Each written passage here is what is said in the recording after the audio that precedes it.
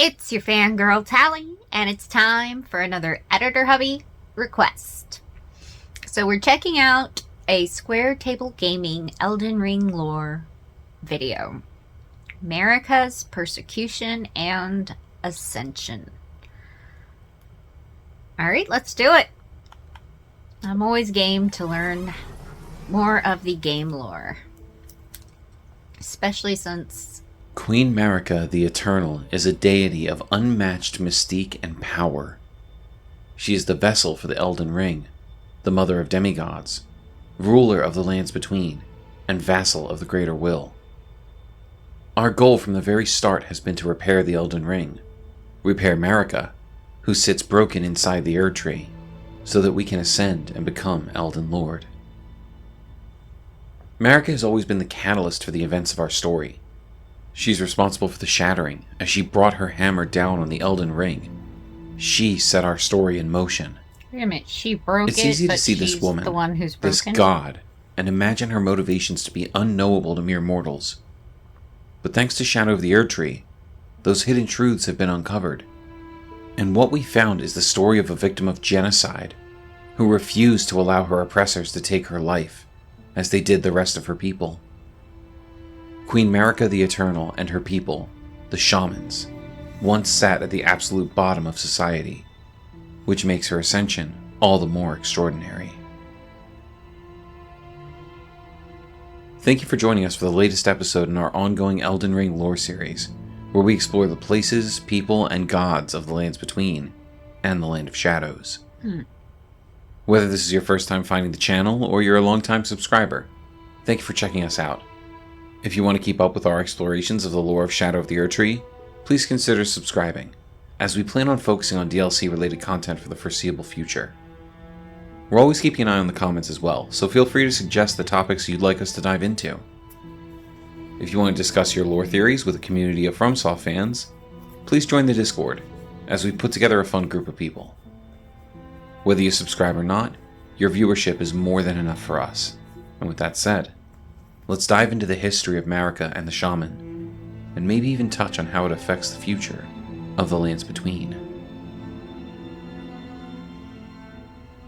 The history of the Shamans is the history of Queen Marika. They are a race of people originating from the Land of Shadows. The Shamans were born without horns, and were thought to be both inferior and divine simultaneously by the Hornsent. This divinity gave them a place in the ancient rituals of the Hornsent, but that place was one of blood, sacrifice, and horror. Upon reaching Bonnie Village, we see how exactly the Hornsent treated the shaman people. They were nothing more than sacrifices, lambs to the slaughter. In this village roam the greater potentates, who take on a much more menacing tone now that we know of their true origins. Previously, Jarbairn told us that a potentate was simply someone with smooth hands who protected the jars. Now we know that they were actually butchers, much more reminiscent of Anastasia Tarnished Eater. These enemies carry only 2 items and are otherwise naked, possibly as part of their ritual. The potentates wield the Bonnie butchering knife, an outsized butcher's cleaver used to dismember human bodies in the making of great jars stored in jails. They also wear the Caterpillar Mask, which is a grotesque mask constructed from countless solidified caterpillars, a ritual implement of the greater potentates of Bonnie Village, used to ward off thoughts of impurity, doubt, temptation, and other wickedness one is vulnerable to while absorbed in divine ritual. Wait, what? An interesting note here is that the same mask is worn by Hornsent, our companion, as we search for kindly Mikola. So it seems he too may have been a potentate in his past. We can start to see a picture being painted of just what the Hornsent did to the shamans. Wait. But nearby there's a shack that gives us even more detail on these matters. Why do they carry a cleaver when we reach that the whipping takes hut, we apart find humans? the tooth whip and a wandering spirit. This spirit seems trapped in a moment from their life, speaking the words, "For pity's sake, your place is in the jar. What? My sainthood awaits within. For shamans like you, this is your lot. Life you were accorded for this alone." The tooth whip sheds light on this statement. I understanding Whip what's bestrewn happening with here. rotting, misshapen teeth, filthy and seething with disease. The What? teeth are embedded in the whip, and dose the victim with deadly poison upon each strike. As the wounds ripen, they grow inflamed and ooze pus. The flesh of shamans was said to meld harmoniously with others. Oh my god. So the horn-sent potentates engaged in these rituals, where they would butcher the shamans and stuff them into jars so that their flesh could meld together and create some new form of life. And this process was seen as divine. The final confirmation of this comes from the item innard meat, which can be found in each jail. Scraps of flesh for filling great jars. Rancorous spirits cling to the pinkish-red twitching meat, throw at enemies to inflict damage. Oh my god! This is what becomes of the condemned, who get sliced up and stuffed into jars to become saints instead. The jars It are... seems some shaman actually believed in this practice, as the Great Jar Helm tells us it is a great jar which fits comfortably over the head when upturned. Attire of the shamans who perform their worship at jails. They offer their prayers to the innards of the great jars, such that they might be reborn one day into sainthood. God. This is the That cycle of death adorable and little rebirth, jar is full of taken into dead the hands people of mortal men. that Some have of the been shamans rotted. kept in jails seem to think the innards of these jars would someday achieve sainthood, But whatever that meant for them. But I have a different theory. While the shamans in jails may have thought this process would end in sainthood, there are also horn-sent inside these jails. A spirit of one of these horn-sent can be found, and they say, "Oh please, not the jar, anything but that. I promise I won't ever do it again. I swear a living saint I'll surely be. Please, you must forgive me. Forgive me, please."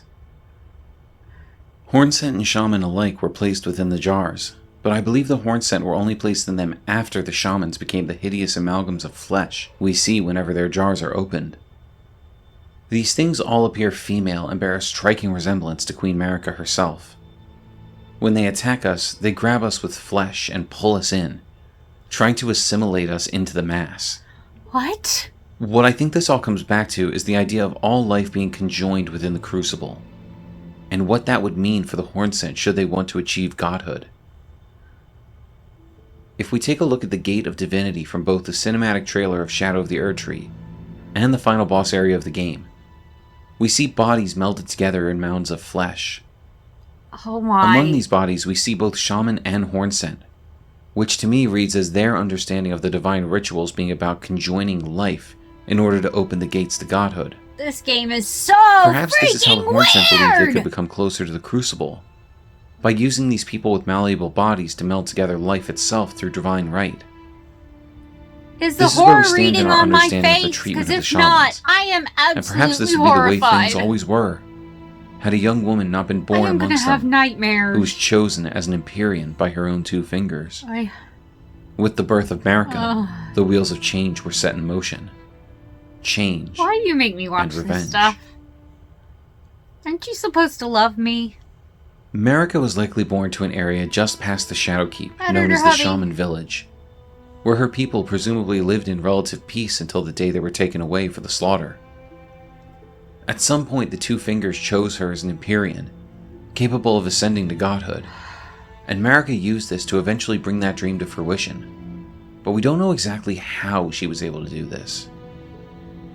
The Empyrean Grand Dame refers to her as a strumpet, which implies Marika may have used her feminine charm in order to work her way up the ladder of royalty and attain her Okay. goals. This lines up well with the cinematic trailer, where Letta tells us Mikola spoke of the seduction and betrayal, an affair from which gold arose. However, given the Hornsent's hatred of Marika, I do believe this interpretation should be taken with a grain of salt. Regardless, Marika used the gateway to become the vessel for the Elden Ring and ascend to godhood, possibly with the intention of ruling over a land where her people would never experience the cruelty of the Land of Shadows again. A land with no death, bathed in honeyed rays of gold. When it comes to how Marika was able to ascend, I believe I have a solid theory. In order to become a god, one must have prepared a lord and a vessel. For Mikola, the lord was Radahn and the vessel was Mohg, and he himself became a god. For Marika, I believe that through the use of her shaman flesh, she was able to act as both vessel and god, ascending to godhood, while also acting as a vessel for her lord, Radagon. This would explain their duality, two people sharing one body, and their nature as two people in one could also be the reason for their children's afflictions. Mesmer born with his flames in the abyssal serpent, Melina born burned and bodiless, Ugh. Melania born with the scarlet rot, and Mikola born with eternal youth. I believe that after she ascended and opened a door to the lands between, Marika took one last trip back home. She walked to the center of her village and cast a secret incantation, Minor Erdtree, an incantation she would pass down to her daughter, Melina. Secret incantation of Queen Marika, only the kindness of gold, without order, creates a small illusory Erdtree that continuously restores the HP of nearby allies. Marika bathed the village of her home in gold, knowing full well that there was no one to heal.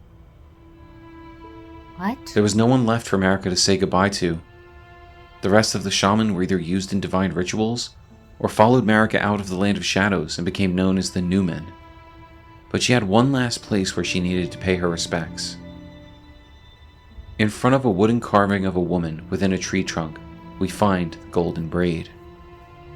A braid of golden hair cut loose, Queen Marika's offering to the grandmother, boosts holy damage negation by the utmost. What was her prayer, her wish, her confession? There's no one left to answer, and Marika never returned home again. Oh my gosh. So Perhaps this weird. grandmother was like a deity to the shaman, because this is where Marika left a portion of her golden hair. This braid is the reason every depiction of Marika shows her with hair longer on one side than the other. She left this piece of herself out of respect for her home, her traditions, and after this, she never set foot in the village of her birth again. This is not where the story ends, though, as we know Marika would later wage war on the land of shadow, and pay back their atrocities against her people tenfold. For a time, the lands between and the land of shadow must have existed alongside one another. We know from the remembrance of the Wild Boar Rider that Mesmer and Gaius were like older brothers to Radahn, so it stands to reason that at least up to the point where Radahn was studying gravity sorceries, Mesmer resided in the lands between. It would be some time between Radahn's studies and the Shattering that Marika would send her son to the land of shadow, in order to purge the lands and hide the secret of her history. I think in terms of the timeline, if we're to assume that my theory of Radagon and Marika merging at the Divine Gate is correct, she'd want to do this before she called on Radagon to be the next Elden Lord, so that the secret of their union would be well kept. This would lead to the purge of the Land of Shadows, Mesmer's flames stretching across the land and taking the horn scent with them. This plan was twofold, as while Marika cared for her son, as seen in the description of Marika's blessing, she needed Mesmer to be hidden away within the realm of shadow, due to his affliction with his very flame, and the hatred he could not confine. She also set out to show the Hornson exactly what it was like to live in a world where your people were used as nothing but fodder for another who considered you inferior. What? The furnace golems can be seen as part of Mesmer's assault during the trailer for Shadow of the Erdtree, and we find them in each area of the Land of Shadow. These giant enemies are burning the bodies of so many horn scent in order to stay lit, and through the furnace visage and the hefty furnace pot, we learn more about them. A smaller imitation of the furnace golem's visage, a stone mask surrounded by curled horns, depicting the fell god of fire that haunts the sagas of the horn scent. Craftable item prepared using a capacious cracked pot, imbued with the hex of the furnace, thrown at an enemy to create a whirlwind of flame. The furnace's flame burns away both body and soul. When impurity is thus expunged, one calls it cleansing.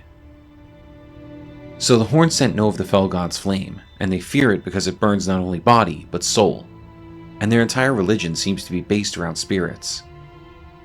Every horn scent body used to keep the fires burning is a mirror to every shaman body cut up and used in pot rituals. Yikes. Marika traded divine ritual for cleansing ritual, and the horn scent would know what it was to have no power over their own fate. In this way, Queen Marika the Eternal, who strove to create a land without death, where all could live in harmony, proved herself a hypocrite, unable to put the past behind her. She perpetuated the cycle of violence instead of rising above, and ultimately, it's up to us to consider whether or not this was justified. From what we know of cycles, it seems likely that kindly Miquella's new world would fall to the same hypocrisy over time. So maybe it's best that a Tarnished sets a new course for the Lands Between, and ascends to the throne of the Elden Lord. Before wrapping this up, I had a few other thoughts about how Marika's past as a shaman came to shape the Lands Between. I believe the new revelation that shaman flesh was malleable actually shed some light on grafting, as well as Rykard's ability to take control of the world-eating serpent. Godric the Grafted attempted to make himself more powerful by grafting the parts of great warriors onto his own body, and perhaps it was the flesh he inherited from his lineage that allowed him to practice this art in the first place. Oh! As far as we see, only Godric himself practices grafting, and we assume his scions likely share his lineage, which means he would have been able to graft them. When it comes to Rykard, being devoured by the serpent should have spelled the end for him, but through the power of his great rune he retained himself and was able to take control. But what if it was not just the great rune, but his very body that made it possible for him to become the blasphemous creature we do battle with? That's an interesting idea. The serpent grows Rykard's arms, and his face is protruding from its neck. To me, this lines up with how shaman flesh is able to conjoin to the flesh of others.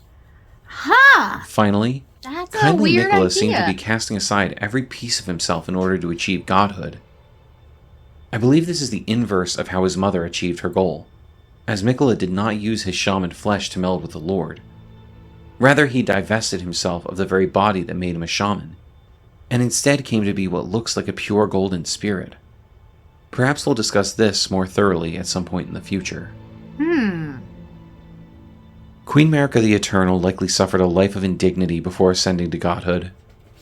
Her people were used as fodder for divine ritual, some even thinking they would reach a higher plane if they just believed hard enough in the power of the jars. That's so I think sad. Marika saw through this, especially as an Empyrean with her own two fingers guiding her path. She would find her way to the divine gate by using every resource she had at her disposal, and take godhood for herself, regardless of the consequences. And with power like that, power to crush one's enemies, those who wronged her You know what and that her reminds people, me of, you guys? I the don't know if you've temptation was seen, too great. or most people have, the Hunger Marika did Games, not attack the Land of she Shadow walks right away. into seeing her district She lived after alongside it's been this land and bombed its people until the day of her by betrayal, snow. when she ordered it be set ablaze by the flames of her first son. Marika, the shaman girl chosen by fate, took her revenge on the Hornsent, and by exploring the Land of Shadow, we come to understand the consequences of these actions, and the path it set her youngest son on to right her wrongs and take godhood for himself. Thank you for joining us as we explored the history of Queen Marika the Eternal, from her humble That is roots so in the Shaman crazy. village to the purging of the That is Land so of Shadow. sad. What did you think of our timeline of these events? Do you believe Guys. Marika used her shaman flesh? That was so sad. Oh my gosh. What did you think? I love the jars. Alexander's one of my favorite characters in the game, and he's made of a bunch of dead shaman, and what? Comment below. Let me know what you thought. This was amazing. Square Table Gaming, you guys are awesome. That was so well done and so wonderfully explained. I am in awe. Please remember to like this video. If you're not already a fellow fan geek, please subscribe to our channel. It really helps us out, and we love to have you join us. Hit that notification bell so you guys know every time we drop a new video, and I will see you in the next one. Bye, guys.